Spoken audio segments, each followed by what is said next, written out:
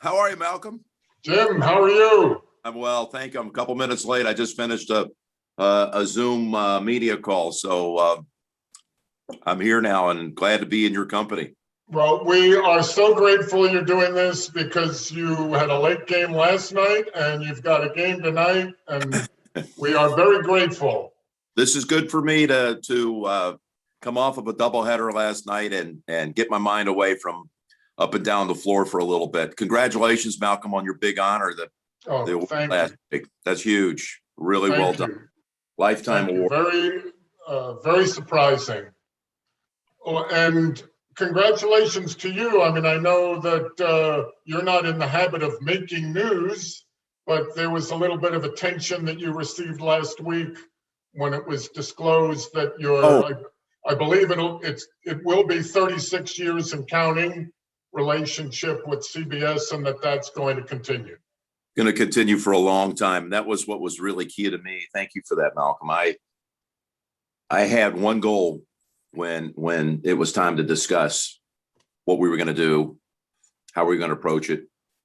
Probably not the greatest negotiating approach in the world, but I didn't care. To me, it was about creating my own legacy at the back end of my career. Legacy's a very big word, but by that, I mean, I want to be able to write what I wanted the final part of my career to look like. So I said very clearly, I don't want to go anywhere. I'm not going to try to create some sort of market or leverage situation. I want to be at CBS because I want to be able to say I spent my whole career at CBS. That's important to me. That's old school, maybe. People jump around a lot these days, but I wanted to work at one place. And I wanted to be able to say that I called the Masters when it's played for the 100th time. That's in 2036, to give you a little bit of idea where this contract goes, which is pretty incredible that we can make some plans that go really far out. So I won't, just out of confidentiality, I won't divulge any more than that. But what I really wanted was to be able to say, hey, this is how I'd like to end my career. And let's work our way back from that.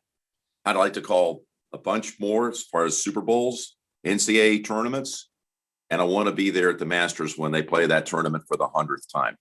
So I feel very good about it. It's exactly what I wanted to do, to work for the network that the only network I ever wanted to work for, with the only people I ever wanted to work with. The observation you made that this is probably not the best negotiating ploy, but you don't care. I mean, you've applied that thinking even when you were in college. I mean, if there was an opportunity and it was unpaid and there was no academic credit, you didn't care. Well, thank you for actually tying and connecting that together. You're right, because ultimately my compass points me in the direction of what's the right thing to do and what's inside my heart. So when it comes to making decisions, that was the box that was going to be filled. That's what's in my heart. I'm going to be honest to that. So when I was a student at the University of Houston studying communications, I did anything and everything you can imagine in the broadcast realm for free to give me the opportunity to be able to try to gain the experiences that one day would lead me to the network of my dreams. And as far-fetched as it was, and even sounds to this day, it was a way to try to get the experience where I could hopefully be good enough to get the attention of the people at CBS Sports to say, hey, we want to take a look at you. And I never concerned myself with making money my entire career, to be honest. But now you fast forward, you put the bookend on it. You're right. I mean, there are a lot of people that wanted to try to portray during a contract negotiation what I was out to get. None of it was true. I was out to get one thing, and that was the fact that I wanted to be able to close my career at the place that I started my career, and with the people I wanted to work with and the events that I wanted to do. I feel really, really good about it, and very fortunate that it's all come together, and that I've had the chance to do so many of the great championships of American sport. I mean, here we are up the road from you in Indianapolis. It's a little bit different this year, but this will be my 30th Final Four call coming up next weekend. And then I will leave next Tuesday morning from here to Augusta to call the Masters for the 36th time. And the cycle kind of repeats itself. You go through these same events, the same golf events. Next thing you know, the summer is over and the NFL season is here. And I get to start another year with my friend Tony Romo. I love Tony Romo. We are unbelievably close, and we're just getting our partnership started. We've been together 4 years. It's been as enjoyable as anything I've ever done in this business, and we've called 2 Super Bowls in 4 years, and I anticipate we're going to call many more Super Bowls in the years to come. And one of the things that may go down as maybe your most amazing achievement as a broadcaster is that you've managed to bring Bill Raftery out of his shell. Now, a lot of people have tried, and really good guys. I don't know how you've managed to do that. Well, first off, he says hello. I told him last night I was going to be visiting with you and your students today. And Raft is one of the kindest gentlemen of all time, as you know. You've had many experiences, particularly when you were back in New York, and seeing him, I'm sure, on a pretty regular basis at the Garden and other big events, big games. It's interesting how, I'll get back to that theme, how things come full circle. But I started at CBS 3.5 years out of college. They somehow entrusted me to be the host of their college football studio show. And when the football season ended, they sent me out to do play-by-play. My first play-by-play was of college basketball. My first play-by-play partner was Bill Raftery. So I'll go back to the mid-'80s working with Raft. And we did a couple of NCAA tournaments together. Obviously, we were one of the, middle to back end of the rotation teams. It was, Raft was good enough to be doing whatever the top game, but I was just a young kid in his 20s. And within a few years, we were actually hosting the studio for the NCAA tournament together out of the Broadcast Center in New York. Along comes 1990, and Brent Musburger, who had been calling our league games with Billy Packer, he and CBS part ways, and I get asked to go call the games. I get elevated to the #1 college basketball play-by-play seat and sit with Billy Packer for 18 years, call 18 tournaments together. Billy retires in 2008, and I began a great stretch with Clark Kellogg, wonderful friend to this day, very close friend.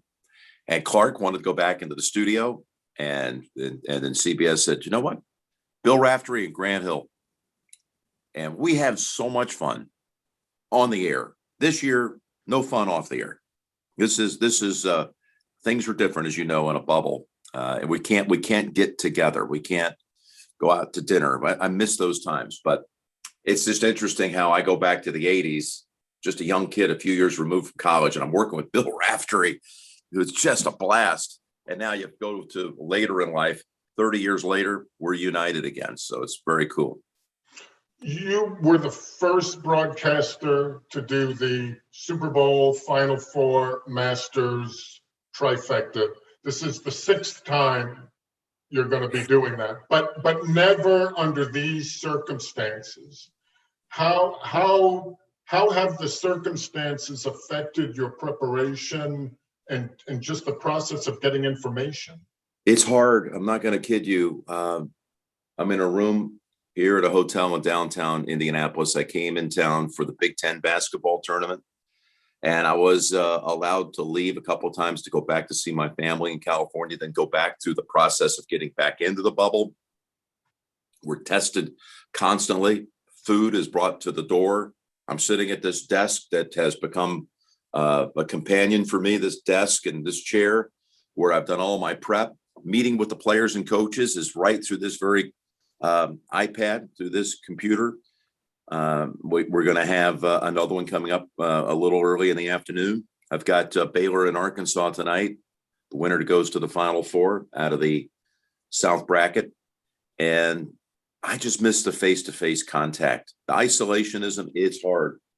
Usually we would be preparing for this game by meeting with the starting 5. No cameras rolling, just Grant, Billy, Mark Wolf, our producer, Bob Fishman, very well, our director, and we'd sit in a room and talk for 45 minutes. We get unbelievable access to these kids, and the stories they would tell, once they got comfortable, you just really got to understand their personalities and who they are. That made the tournament for me. And by the way, as a storyteller, it gave me unbelievable access to be able to drop things in along the way, because I'm not a straightforward play-by-play guy. People want to define it that you're supposed to call it as if you're a play-by-play broadcaster on the radio. Well, see, I don't buy that for TV. I don't call pass to pass and everything in between. I tell stories and weave in a little bit of the pertinent data. I think it's a visual medium. People can see it. I don't have to give them a radio call. So I can tell you it's harder for me because I am missing all of that delicious background that gives me a chance to weave that into the broadcast.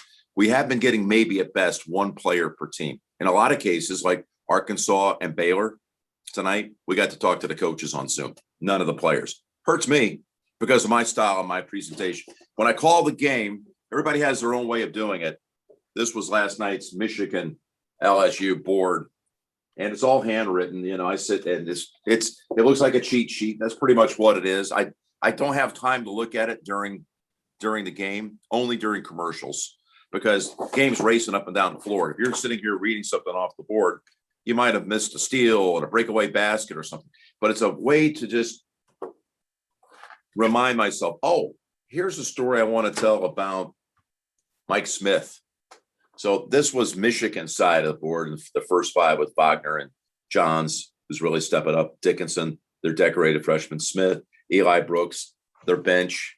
You know, I got some Juwan Howard notes over here, some team notes. And, you know, you sit here night and day working on reading, and calling to get stories that are interesting enough to remind yourself to put them on the board. I want to make sure we can get to as many questions from Sure. students as we can. But one thing I've wondered about for a long time, it's about the transition from this event to the Masters, both high intensity, but the emotions are expressed so differently, and you're trying to tell a story. You use, in your book, you use the TV term swish pan to describe. Could you describe for them like what that is and how you make that emotional transition? It doesn't happen. You just don't turn a switch emotionally. Broadcasting wise, actually, I find it to be pretty easy. I do get asked sometimes from a non-sports fan, like, hey, I heard you Monday night. I heard your voice was up here, your pitch, and now you're whispering over the 18th green at Augusta. That sounds a little like it's not real or authentic. And the reality is, if you're inside Lucas Oil Stadium and you're calling a game and there is this energy wave that overcomes you, you know it. When a building is electric and the intensity is picking up, there's an energy wave that you can't see. You can only hear it. You can feel it. And as a broadcaster, you have to cut through that. Well, otherwise your voice is going to be lost. You have to push it to get through. Just as if, even if I wasn't calling the game and I was sitting on the press row next to you during a timeout, the bands are playing and the building is just on fire, and I would lean into you and I might be right next to you, I wouldn't be talking like I was at the 18th green at Augusta. I'd be saying, man, could you believe the way Michigan got this game started? And you'd be yelling back even though we're this close. And I just reflect what's in front of me. When I go to Augusta, there's nothing fake or phony. It's completely different vibe. Sure, there are roars when Tiger holds a long putt and your voice responds naturally to it. But I just go with what my senses tell me. You know, I'm on sensory overload from the high energy of the NCAA tournament to the beauty and the grandeur of the Masters. And forgive me, guys, a tradition unlike any other. I mean, that's in the back of my mind. We are 8 days away. I'm not focused on that a whole lot right now because I want to enjoy the tournament the best I can, even though I don't get to hang out with Raft and Grant, even though I have to spend a great part of it sitting right here in my room. When I get to the arena like I will tonight, what an honor it is to be able to call these games. And I savor it. The next thing you know, I'll be on a plane heading to Augusta and I'll have to make that transition. Emotionally, I have a hard time letting go of this. We play this video called One Shining Moment to go off the air on Monday night. Strikes a chord with me. My oldest daughter, who's a USC grad and is very excited they're in the Elite Eight. This has become a very important little shared moment between the two of us when they play One Shining Moment. She's come to the Final Four for years. She can't this year because of the protocols. And we usually stand right on the floor, look up at the giant screen as they play it into America's living rooms. It's playing up on the giant screens in the arena. And I'm arm in arm with my daughter, and we watch it together. And usually she has a little tear in her eye, and so do I. And it's hard to let go of that. It's such a emotional connection. And then you go to Augusta, and within a couple of days, now you're into the flow of this tournament. And it's the ultimate 2-week stretch in sports, I believe. For the students, if you have a question, please make sure you unmute. And we want questions. We want questions. So come on, David Song or Bobby Tate, Rock Dickerson, somebody. Actually, I had one loaded up for you since last year when you did one of these, and they didn't get to mine. But you're due. First of all, I just want to say thanks for talking with us. I first became acquainted with your work when I became a football fan like 6 years ago, and I heard you call in NFL, and right. I really appreciate you taking the time with us today. My question, which I've been due for, is sort of how would you advise us as particularly young broadcasters to develop your own style? Because when you call it, your flavor is not the same as Kevin Burkhardt. He's different from Kevin Harlan. Everybody's got their own style and their own personality. So what do you think, how would you advise us to, learn from the more experienced broadcasters while simultaneously not trying to be somebody else? That's a very good question. I've never actually been asked that question before, but a lot of thoughts come into my mind. And I do want to say this. I just figured out the gallery view.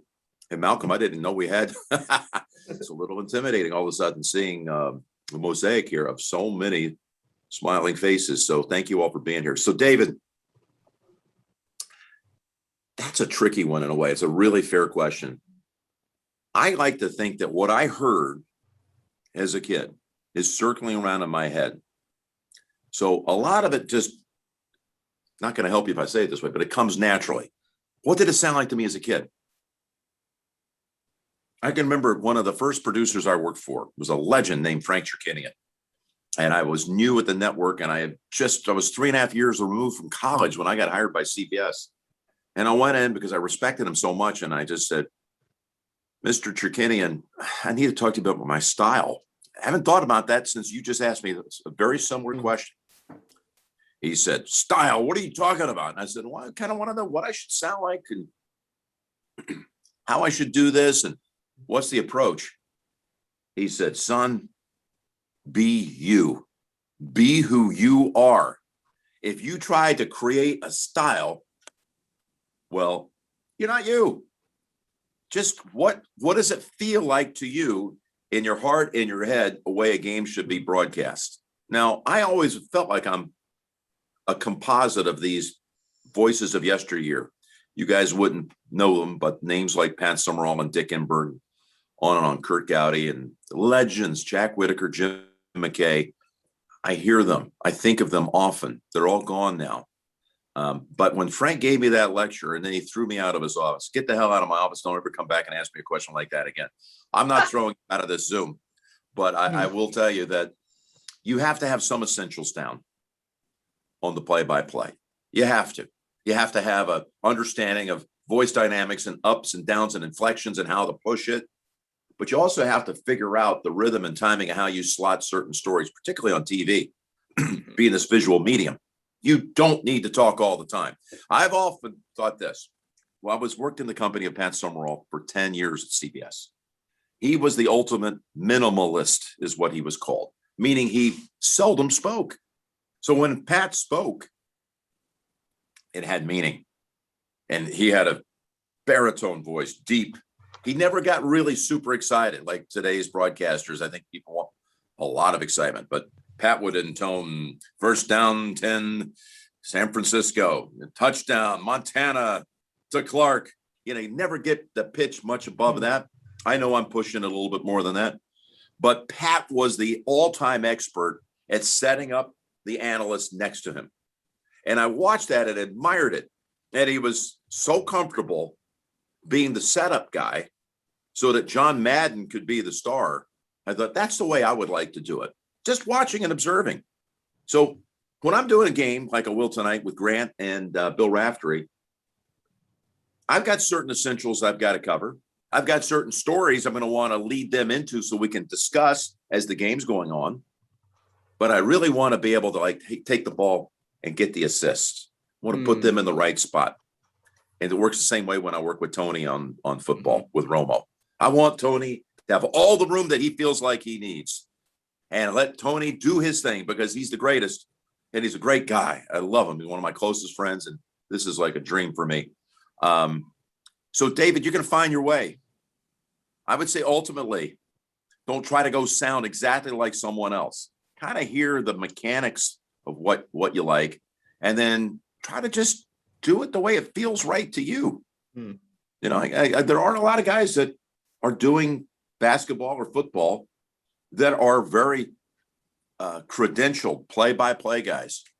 I want to hear stories. That's just my liking. I want to hear stories, anecdotal things about these teams, these players, these coaches, these programs. I don't want to hear a lot of numbers. The graphics, they can put that on the screen. I want a heartbeat. I want my subjects to be the star. I want my analysts to be the star. But as far as what's going on in the game, I want to pay homage to that. I want that. I want them to be the star. Thank you so much. Excuse me. And what you learned from Win Elliott, who's a voice from my childhood, is don't be afraid to make a mistake. Very key.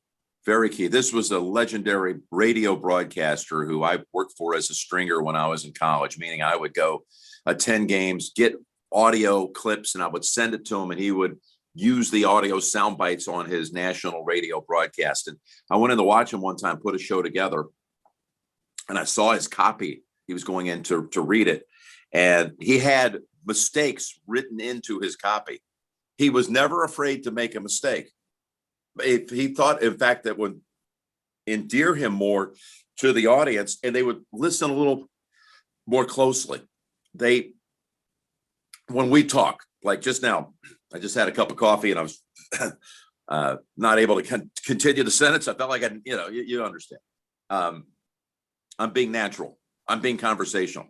That's how I talk on the air. And if that means I correct myself or I stutter over a word, it takes me a couple of seconds to kind of get it just the way I want to frame it. And I take a second attempt at it and try to clarify it. You're easily in a place where you could drive yourself nuts trying to be perfect. Perfect is not perfect. Perfect is too clean. People can't relate to that. When we talk just in ordinary conversation, every sentence does not leave your lips in perfect prose.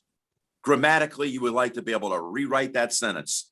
And I do try to my best on proper English, et cetera, but really more in terms of how you're conversing. I'm not afraid to make a mistake. I got freed by Win Elliott. He said, mistakes are good. Don't be afraid of them. Nobody at home is saying, wow, that guy just tripped over the word shot.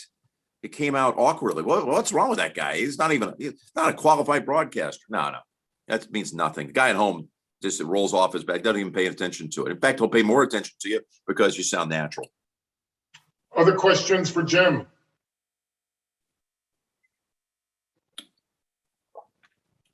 Now I'm going to be really disappointed. It's not another question. Come on now. I get to see all your names on here. So I'm going to play a game where I'm going to call on one of you guys if we're not careful.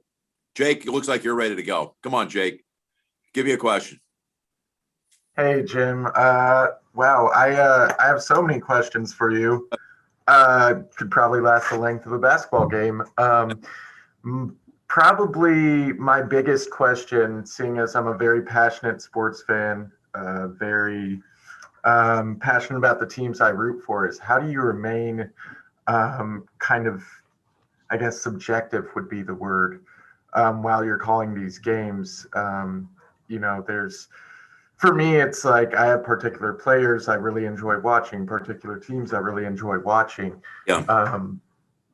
And I just want to know how you would keep it kind of unbiased. Out in the middle.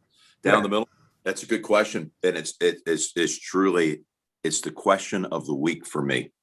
And here's why. I'm like you, Jake. I have people that I root for. I root more for people than I do for teams. I like to see cities that haven't been represented or colleges that haven't had success in a long time. I'm like you. I mean, I get excited for them. I know how much it means. I root for nice people, people that I see are doing good things in their community.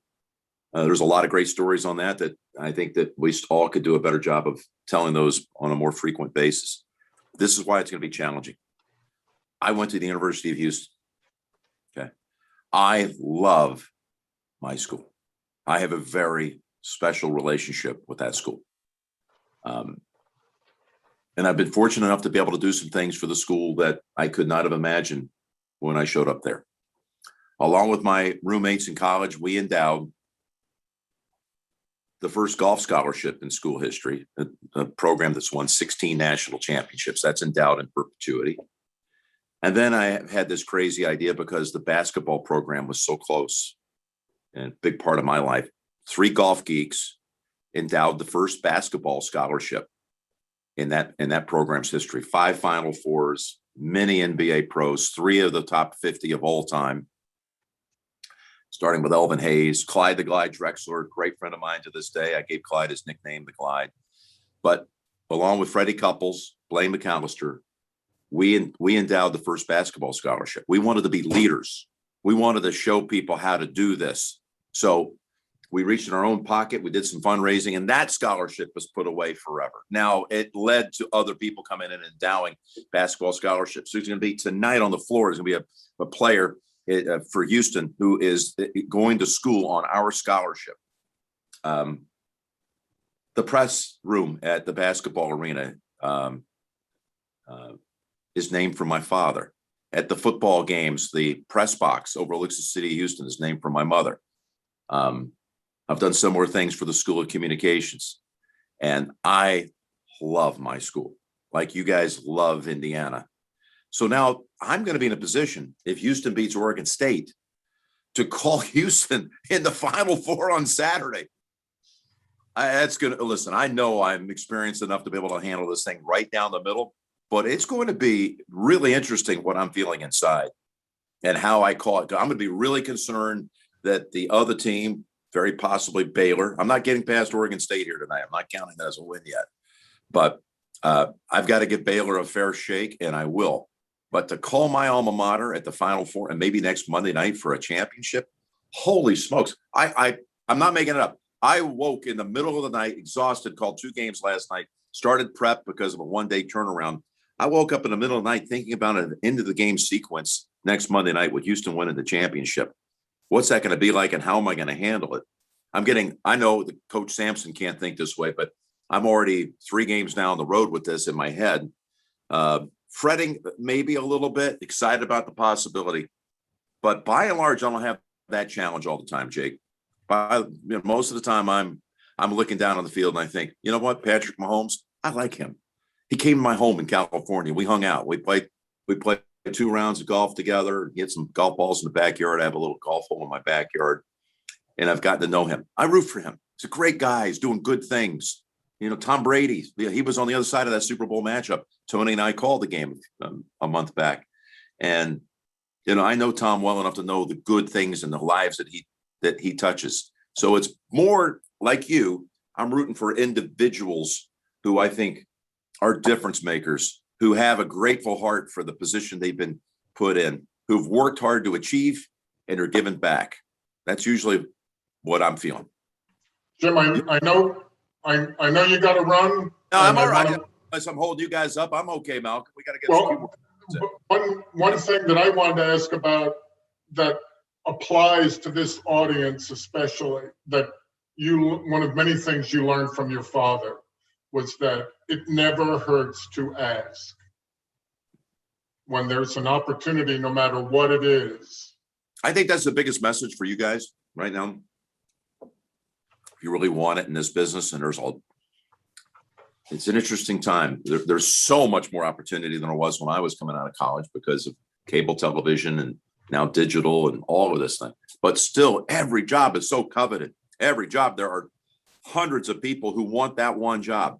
You've got to find ways to get in that door and create that opportunity. You have to find a way. No one's just going to randomly call you and say, hey, you know what? Heard about you. You'd be the perfect guy to be calling Indiana basketball. You have to find a way to get there. Don't let your mind rest. I mean, I would stew on this. I would obsess over it. I probably have a little OCD in me, maybe a whole lot, but I would obsess as I'm obsessing over Houston winning the championship next Monday night already. But I would start thinking about what is an avenue for me to get in the door to want to do whatever it is I want to do with my life. And look, I did all kinds of things on the side to make enough money to have a little money in my pocket, including waiting tables and this and that. But I didn't get a whole lot of rest when I was in college. I actually never even went to a party, as pathetic as that sounds, when I was in college. It's true. I worked all the time. I worked for everybody. Most of the time I worked for free. Everything was out to figure out a way to get me enough experience where I could be good enough one day to maybe be recognized by CBS. So yeah, you're right, Malcolm. My dad put some really good, hardworking values into my brain. And it's led me, it still does. I mean, I still feel like I've got to do a little bit more. And it's not that hard, particularly when it's something you love. Right. Jake, David, you guys have asked questions. I can tell you would love to be in this business. Let the love lead you. Okay. Don't let money and maybe some of the things you have in your head that come with it, the excitement and the recognition, go with what is in your heart you want to do. I wanted to be a storyteller. That leads me. I want to work the Masters until the 100th playing of that golf. That leads me. That brings me fulfillment. We have to get another question. And I think Noah had one. Okay. Noah Wolfgang. Hi, Jim. Like you. David and Jake said, I wanted to thank you for being here. It's definitely it's definitely pretty cool because I feel like a lot of people here, I grew up listening to your voice. Thank you. Thank you. It was real cool when you got on the Zoom call and said hello, friends. I thought that was awesome. But my question, you talked about being good at the essentials of broadcasting, and you specifically brought up voice inflection and pitch and timing. What did you do to get better at those things when you first started? Was that something that you learned from these other broadcasters like Bill that you worked with, or how did you get better at that? I feel like I'm still working at it, as crazy as it sounds after this many years.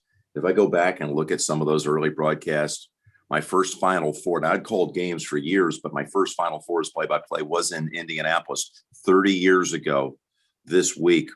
And Duke took on undefeated UNLV. And I go back and look at that game. I think it'd probably be okay. I'm not saying it's anything great. But I think I would sound a lot better if I was my 2021 version of my broadcasting skills was calling it versus the 91 version. And it just evolves. You go back, you study, you listen, you think of ways you could have done things a little bit better. I do think cutting through is a real big deal, but I'm not one of those guys that feels like you have to cut through and scream at people for 2 hours on a basketball game. You have to pick your places. I'm more into being conversational. I want to be more natural.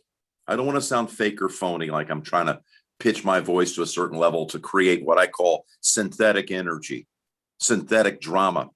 I want to be myself. So I'm going to let the energy in a building kind of dictate that. Obviously, that's a conundrum right now because we don't have a lot of people in the buildings. In fact, I just went through a football season where in some cases we had no fans in the stadium, and they're pumping in fake crowd noise for you to kind of go against, which is really different. I never thought my career I'd face something like that. But the inflections, Wolfgang, I vary my pitches. I do. I mean, there's a point of emphasis. There's old tricks. When you really want to get somebody's attention when you're talking, you start to slow down. When there's in a speech or something that is not a key point, you race a little bit more through it. And when you really want to emphasize something, you slow down or you even drop your voice. I'll tell you a story. Tony Dungy. Talk about people you root for. Longtime coach of the Indianapolis Colts. I got to call the Super Bowl win for the Colts. I love Tony Dungy.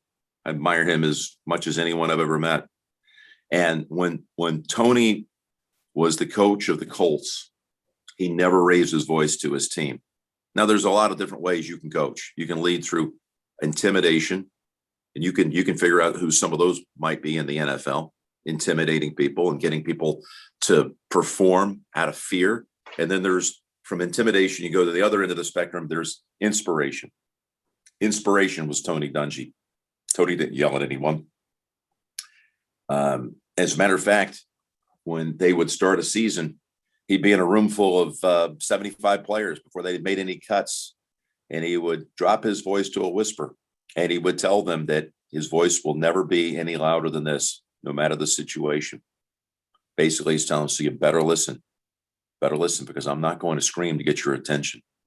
It's a man who never used a profane word in his coaching career, never would spin off and throw things against a chalkboard and have a fit of rage to try to get his team's attention. Never allowed himself. He had parameters of where he would take his language. And he's a great person. So, everybody has a different approach. I happen to be as someone that would relate to Tony more than I would to someone that led at the other end through intimidation. I don't react to that as well. So I'm getting back to your point, Wolfgang. Dropping your voice, using your voice in a way that commands attention takes time. I didn't understand that when I got hired by CBS. These are little things and nuances you pick up on as you go on, and you'll get there. You'll get there. By the way, the Hello Friends, that's an ode to my father. My father was this long battle against Alzheimer's. You might have heard it somewhere, but it's a true story. I wrote it in my book. It's not a good, what would you call it, good copy or anything like that. But the truth is, it's not something to try to draw attention. I never want any attention. In fact, the Capital One spots you might be seeing that are playing during the NCAA tournament, I have a blast, and I can come to grips with that because I love hanging out with Charles and Spike and Sam. And we even had Magic one day on the set and Larry Bird another. Those were fun, but in a weird way, those were so attention grabbing that it's a little out of body for me. But I get it. It's a commercial. We're trying to have fun, and I'm honored to be a part of it. But Hello Friends was looking into the lens. Here's the lens here from my camera. Looking into the lens and telling my dad that I was thinking about him as his memory was declining by the day. I'd always talk about, marvel how he had nothing but friends in his life. And I would say, Dad, how do you do it? How do you maintain all these relationships? Never have bad thing to say about anybody. Tony Dungy, to be honest. And one time back in 2002, I was at his bedside, and I said, I'm going up to do an event in Minnesota, and I'm going to look into the lens when I come on camera. I'm going to say, hello, friends, Dad. That's my secret little message that I'm sending you. I'm thinking about you, and I love you. So I did that one day in 2002. And someone called me after the show and said, boy, that really sounds like you, that hello, friends. I heard you say that. Where'd that come from? And I told them the story, and they said, you ought to say that tomorrow. That's really cool. You did that for your dad.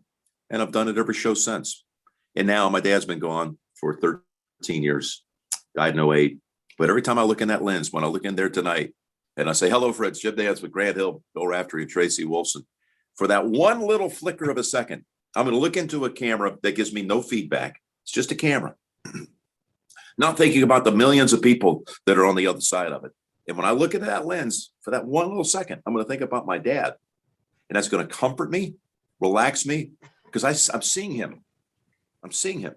And now I don't care how many shows you do, there's always that excitement, those first tee jitters, we call it in golf, where you're afraid about hitting the first shot, or you're coming on the air, and it relaxes me because I see my father. So that's where Hello Friends came from. And that's why I do it to this day, because I'm talking to my dad. Well, and in that moment, he's there. He is there, totally there, and he's the one I'm talking to. One last question for Jim. Hey, Jim, I was just, well, first of all, again, thank you so much for being here. It's truly a delight to hear you on a Zoom call with all of us. My question is, what are some of your favorite either players? You can answer either of them, but you don't. I'll grant you this. You don't have to answer both of them. What's either your favorite games that you've called or your favorite players that you've gotten to see live? I think that just blind luck and good fortune, your career often gets defined with the events that you call. So I've had 3 primary sports, even though I have done, someone added up one time in between, whether it was sports you couldn't imagine, like polo, not water polo, polo. I knew nothing about it. Or whether it's cross-country skiing or speed skating or track and field or boxing. I've done 51 sports during my career, but now for the last 15 years have been 3 primaries: NFL, college basketball, and golf. So in my just dumb luck, CBS is the AFC network. That meant that I got to pretty much cover Tom Brady's career in New England more than anyone, not even close. I did 98 games of Tom's at New England, 98. I did 2 of his games this year. So the Super Bowl call was my 100th Brady game out of, I believe, about 340 in his career. So I've done about a third of his games, a little less, but that's probably 50 more than anybody else did, including my great friend Al Michaels, because he wouldn't have gotten them as many times as I did in the playoffs. But favorite players, look, my career has been about documenting in the NFL Brady and Peyton. I did all of Peyton's Super Bowl wins, both of his Super Bowl wins, and did 3 of his 4 Super Bowl appearances. How fortunate am I? By the way, both of these guys, Peyton now, of course, long retired, going into the Hall of Fame, great friend of mine. A lot of these guys, is life just takes its course, and after they're competitors, your friendship and your bond is emboldened. In basketball, I've called all of Duke's national championships, all 5 of them with Coach K. Called Roy Williams championships at North Carolina, Villanova, et cetera, et cetera. The coaches are the permanent part of the college basketball tapestry. The sport is a transient sport, particularly these days. A lot of players are there 1 year and they move on, so don't get to know them as well. I took a lot of satisfaction in reuniting with Juwan Howard this week, because I covered a lot of regular season basketball back in his time. And I had a very good bond with that team, the Fab Five. And I was really close to Juwan and Chris. And when we got on a Zoom call the other day, Juwan remembered when he was a junior at Michigan, they were allowed to make summer trips. This is still in effect. You can, once every 4 years, you can, during the summer, you get a waiver from the NCAA. You can go play overseas. It's a great way to reunite a team, particularly when you used to have guys would stay for multiple years.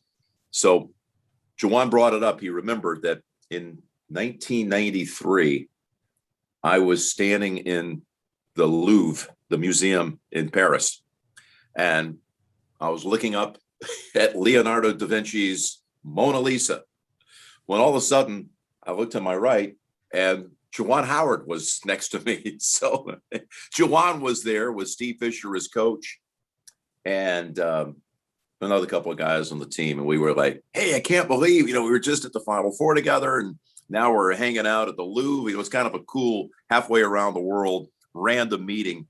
And he brought that up the other day and thanked me for how well he said I treated them when they were in college and how kind I was to them. And they felt like I was their friend. That meant a lot to me. Boy, I'm so impressed by him. I'd love to see him do well. They're 1 game from the Final Four. But yeah, college basketball has been a lot about the coaches. The NFL has been a lot about Tom and Peyton and now Patrick, to be honest. And I think I'm going to have a nice long run of calling Chiefs games for years to come. We'll see.